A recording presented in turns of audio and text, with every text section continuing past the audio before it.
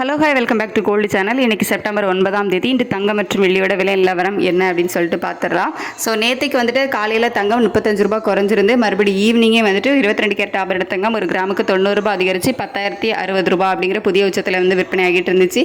So இன்றைக்கும் பார்த்திங்க அப்படின்னா மறுபடியும் தங்கத்தோட விலை வந்து அதிகரிச்சிருக்குது. நம்ம காலையில் வீடியோ போட்டிருந்தோம். இன்றைக்கும் தங்கத்தோட விலை வந்து 10,200 ரூபாய்க்கு மேலே போகும் அப்படின்னு சொல்லிட்டு நம்ம சொன்ன மாதிரி பார்த்திங்க அப்படின்னா இன்றைக்கி ஒரு கிராமுக்கு மீண்டும் 90 ரூபாய் அதிகரித்து 10,150 ரூபாய்க்கு ஒரு கிராம் ஆபரண தங்கம் விற்பனை ஆகிட்டு வருது.